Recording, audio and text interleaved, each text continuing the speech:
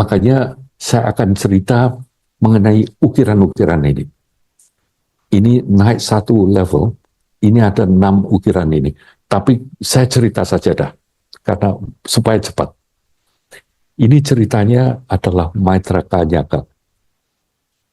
Seorang yang namanya Maitra Kanyaka itu artinya kanya itu dalam bahasa India artinya gadis, anak perempuan kayaknya. Tapi ini ceritanya anaknya Bu Maitra. Makanya Kanya Maitra, Maitra Kanyaka. Tapi orang laki malah. Seorang laki. Karena pada waktu dia lahir, sebelumnya itu sang ibu itu kalau melahirkan selalu kehilangan bayinya. Lalu dikatakan lain kali kalau kamu dapat bayi, apalagi kalau laki, kamu beri nama perempuan. Supaya enggak jong, right? Apa istilahnya dilihat dari tongsu ini harus pakai nama perempuan. Makanya disebut Maitra Kanyaka. Ini ceritanya dia lahir anak dari keluarga yang cukup berada, tapi akhirnya pada waktu dia itu masih kecil, mungkin umur 3, umur 4, ayahnya, seorang saudara ayahnya meninggal. Yang membesarkan itu ibunya. Dibesarkan, Maitra Kanyaka ini besar itu sangat cinta dan sangat hormat kepada sang ibu. Dibesarkan dari kecil. Tapi begitu dia sudah menjadi akil balik, dia ingin menjadi seperti ayahnya. Lalu dia tanya ke sana ke sini, dikatakan tanya ke ibunya, Bu, dulu ayah itu kerjanya apa? Lalu gitu, oh, ayahmu itu dulu buka toko kelontong. Bisa. Terus dia, oh, kalau begitu saya akan buka toko kelontong. Ya, nah, nggak apa-apa gitu. Dia buka toko kelontong. Sukses tokonya. Akhirnya dia bisa mendapatkan keuntungan karena dia itu berbakti kepada sang ibu. Keuntungannya ini diberikan kepada sang ibu. Ini ada gambarnya di sini. Tapi nah, terus sesudah buka toko kelontong, ada temannya yang mengatakan, bukan, ayahmu itu dulu buka toko parfum, toko minyak wangi. Makanya menjadi kaya. Terus dia, oke, kalau begitu saya buka toko parfum. Sukses lagi. Kalau dulunya hanya memberi ibunya 6 pundi gitu ya, ini memberi ibunya 12 pundi. Diberikan ke ibunya lagi. Terus ada orang yang mulai iri hati. Teman-temannya ini mulai iri hati, melihat dia sukses. Lalu dia ngomong, sebetulnya ayahmu itu dulu pedagang, saudagar yang selalu mengarungi samudra. Maitra Kanyaka tanya ke ibunya, Bu, apa benar papa itu dulu kerjanya mengarungi samudra di kapal? Sang ibu takut mau ngomong apa adanya kan. Tapi akhirnya beliau ngomong, ya betul. Ternyata Maitra Kanyaka, kalau begitu saya akan mengarungi samudra, sukses seperti ayah.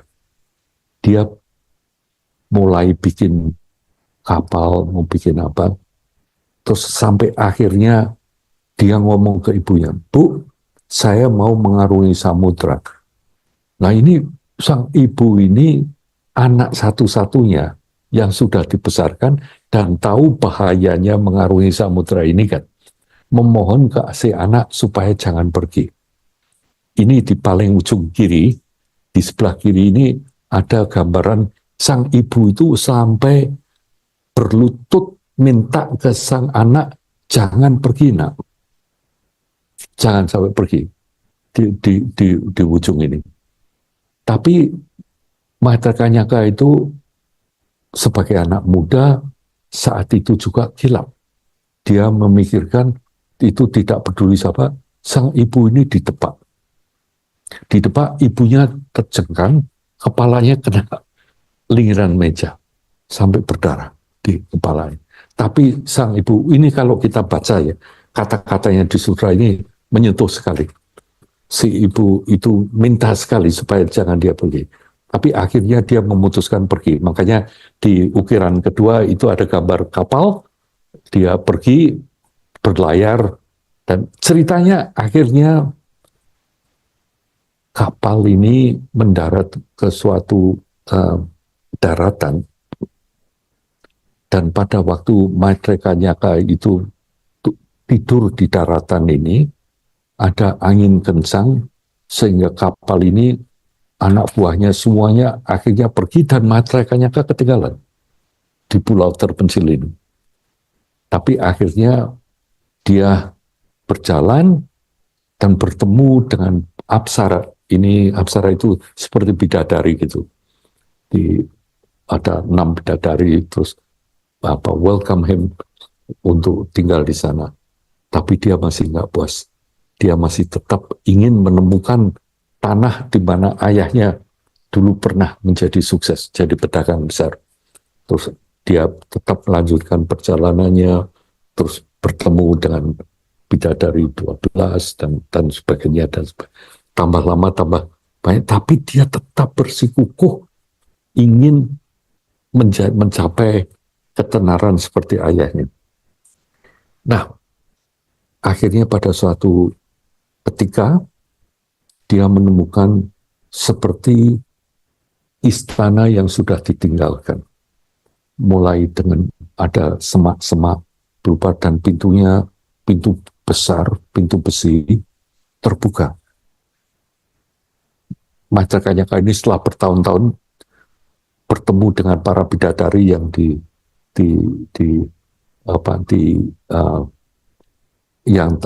yang telah memelihara dia dan mendukung dia, tapi tetap dia ngotot melanjutkan perjalanannya. Lihat ini, dia masuk ke ruangan, ke istana yang sudah ditinggalkan ini. Dikatakan dalam sutra ini, seketika itu pintu istana tua ini menutup. Dan Maitreya Nyaka melihat di dalam istana di sana ada orang yang lagi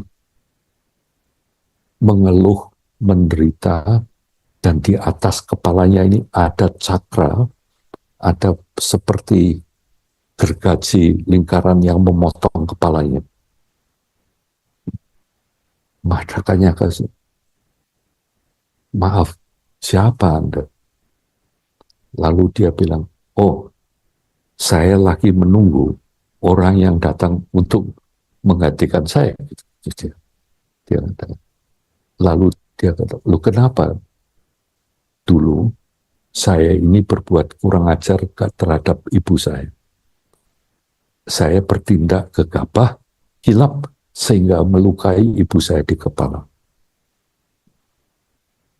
Lah, kamu sudah berapa lama di sini? Wah, sudah lama sekali.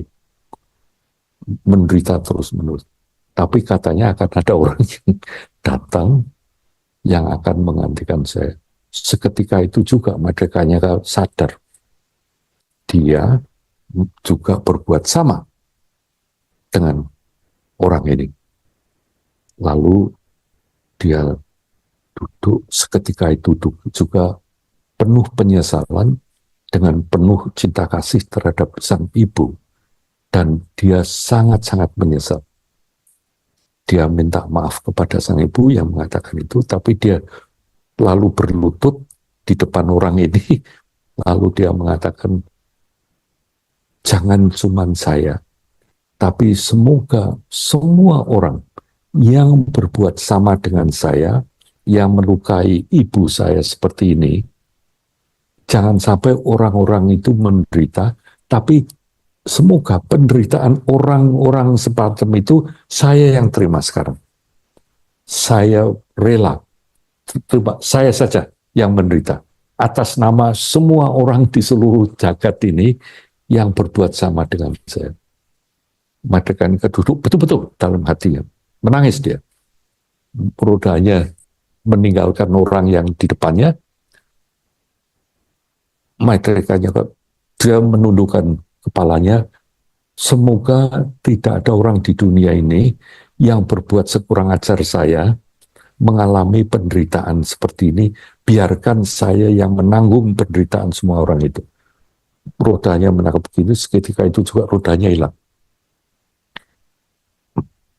Karena Maitreya mengatakan bahwa dia sanggup menerima penderitaan orang lain, supaya dia saja yang mengalami.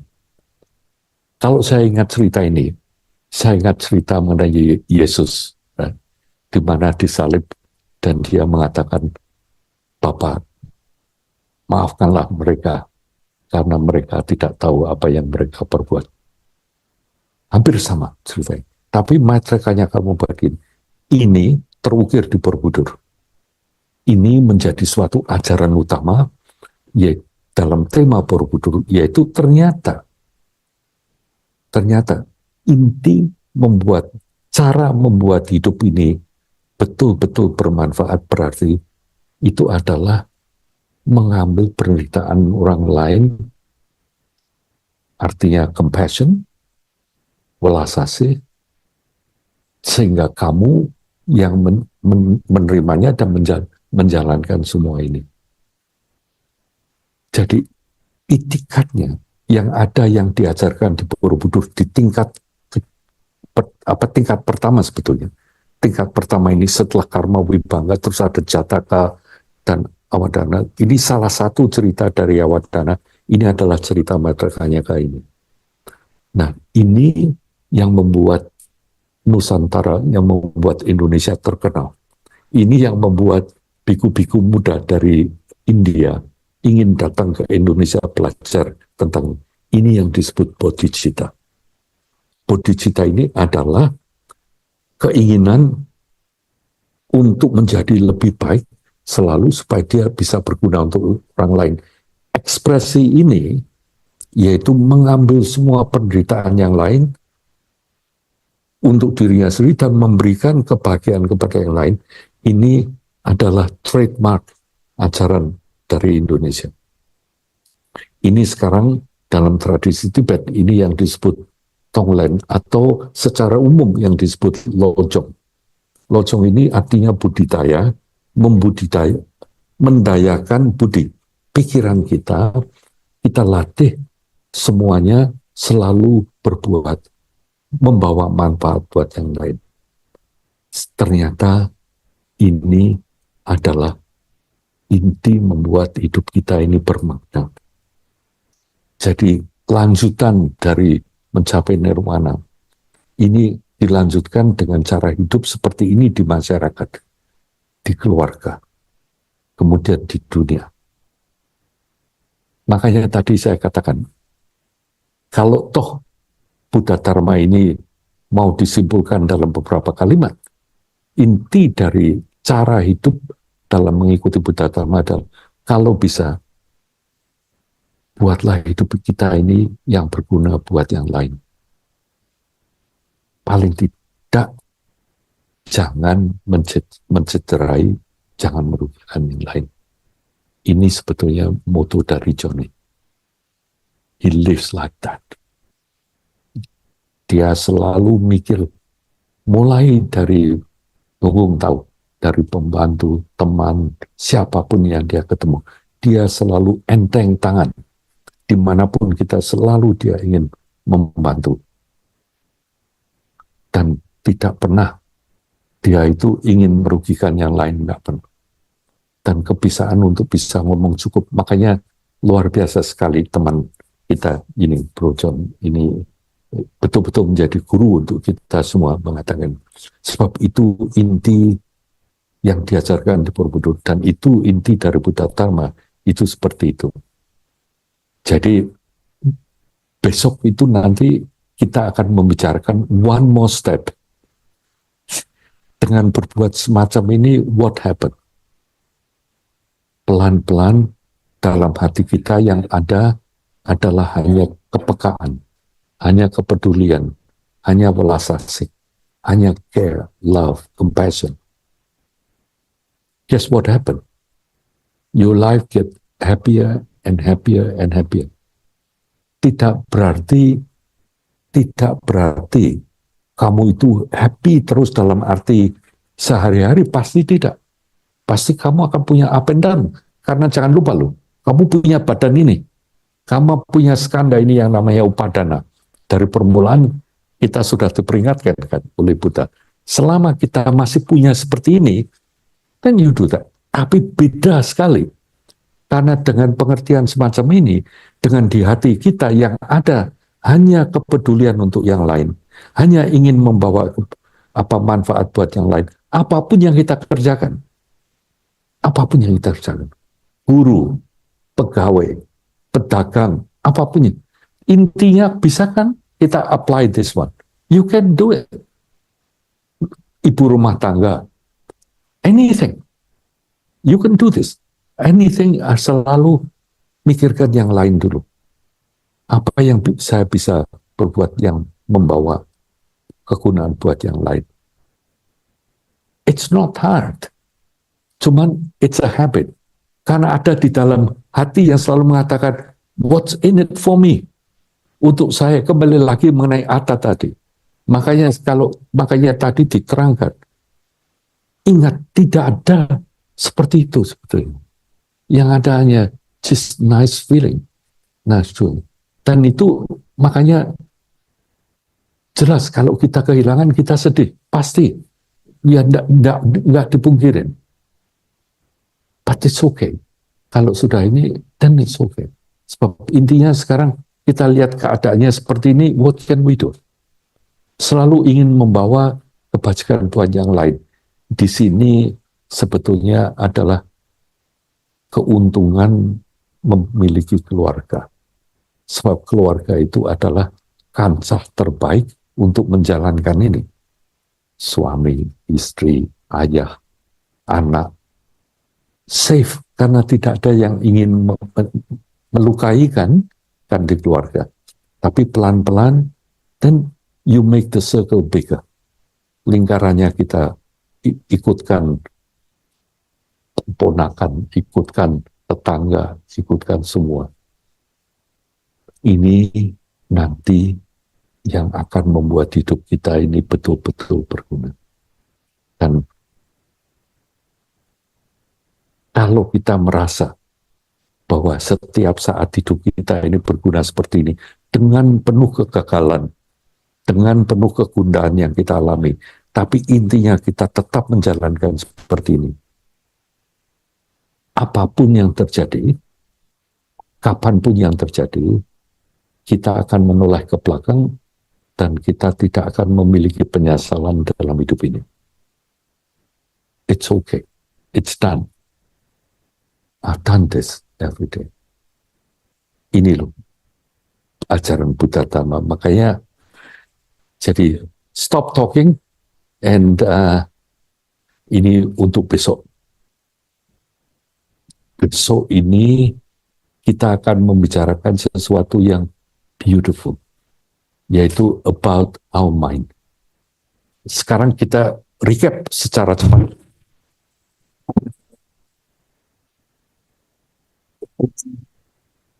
Jadi secara cepat, dasarnya kita harus bertanggung jawab kepada hidup kita sendiri. Yang ada sekarang ini bukan nasib, bukan tulisan, bukan guratan, bukan apa. Ini punya kondisi dan situasi. Kita lahir badannya seperti ini, ada yang kuat, ada yang tidak begitu kuat, ada yang begini, ada yang begitu. It's fun. Ini kejadiannya seperti ini. Tidak ada yang memuaskan. Right? Nomor satu. We know bahwa hidup itu. Jadi kita rubah sekarang. Cara hidup kita tidak ingin mengejar pada suatu hari, pada suatu ketika, pada suatu kondisi, we have perfect happiness. No such thing. Tidak akan ada seperti itu. Itu hanya impian yang hanya mengecewakan dan tidak ada gunanya. Tapi yang ada apa?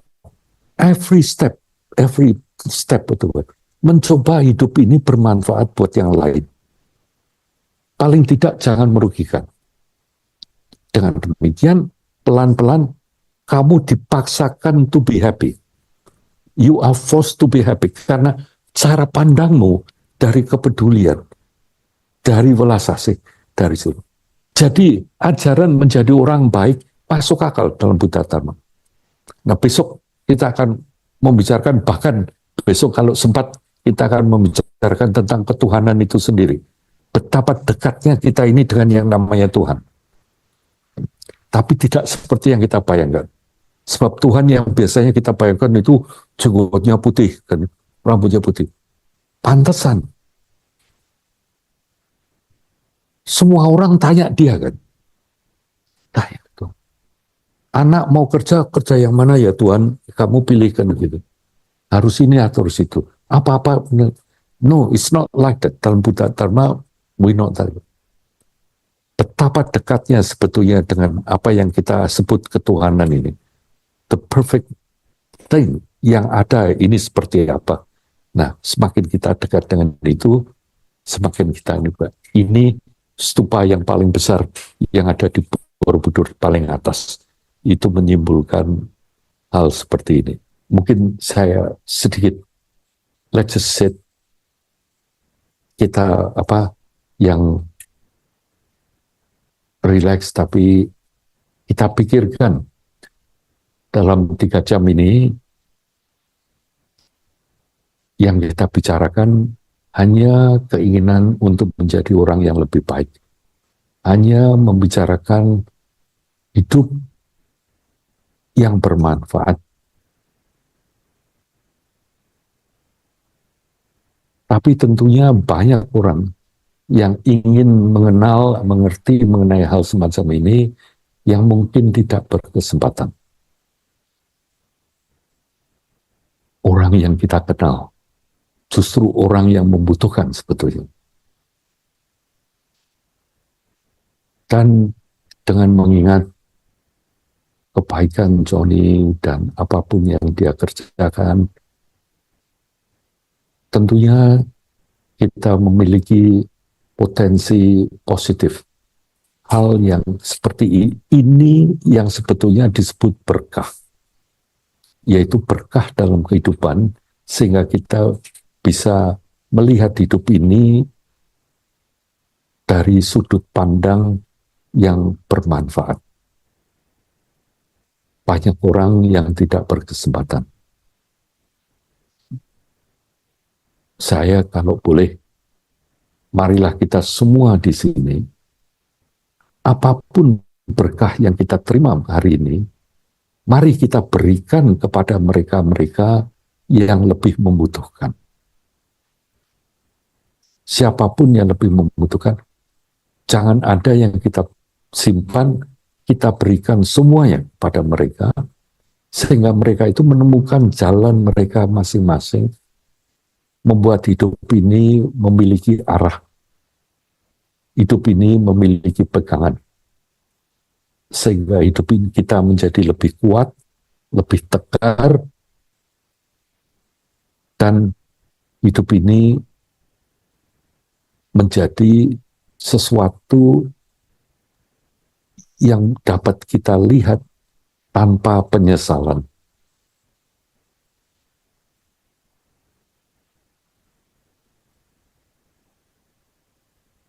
Pancarkan dari hati kita semua berkah ini kepada mereka, terutama kalau kita bayangkan mereka-mereka yang saat ini sedang sangat sedih, yang sakit, yang menderita. Berikan kepada mereka apapun yang mereka butuhkan. Bayangkan kita itu bisa memberikan kepada mereka dari berkah yang kita alami ini. Bodhicitta, yaitu tekad kita untuk selalu menjadi lebih baik, sehingga kita lebih berguna buat sesama, ini tumbuh di mana-mana, di hati setiap orang. Dan yang sudah ada terus berkembang, sehingga akhirnya dapat membawa kebahagiaan buat semua makhluk.